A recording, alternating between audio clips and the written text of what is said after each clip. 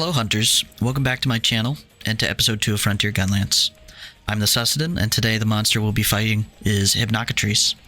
It's already appeared in the main series, specifically in 2nd gen with Monster Hunter Freedom Unite. Despite that, it's been about 16 years since it was introduced, so I'll still be giving my opinions on it and how likely I think it is to return to Monster Hunter. Before I start the gameplay, I want to talk about the last fight we had, Pocaridon. I realized that I wasn't giving the best display against it because I have a skill that negates the statuses that it can give you, specifically the Water Blight and the Snowman status.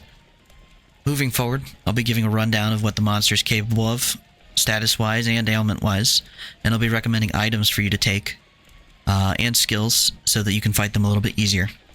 Additionally, I'll talk about their weaknesses, so you can fight them better if you decide to play Frontier like I have. With that said, let's talk about Hypnocatrice and get hunting.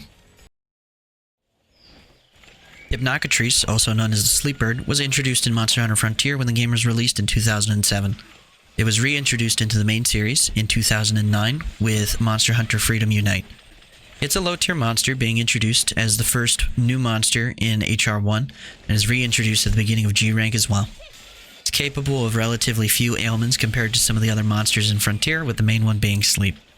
As such, I would recommend bringing energy drinks or maybe a longsword player to knock you awake when you get afflicted.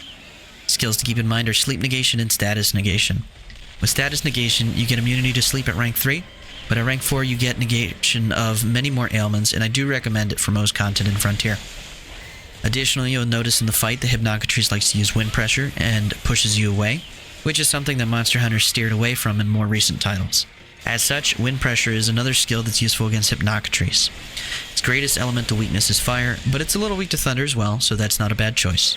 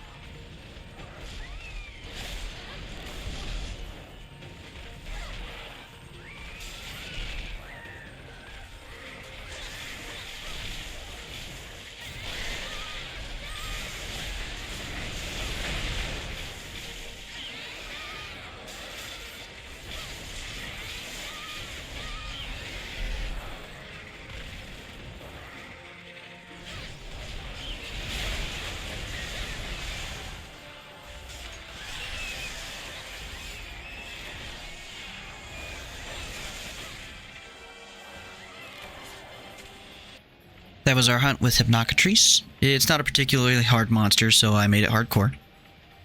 As for my opinions on it, I think that Hypnocatrice is an alright monster. I think as far as bird wyverns go, he's not that special. But that's not necessarily a bad thing. I think when it comes to the main series, he has a solid chance of coming back. I don't see any real reasons why he wouldn't. Diversity would be nice to have in our rosters. We've seen enough of Kuliuku and Yankutku.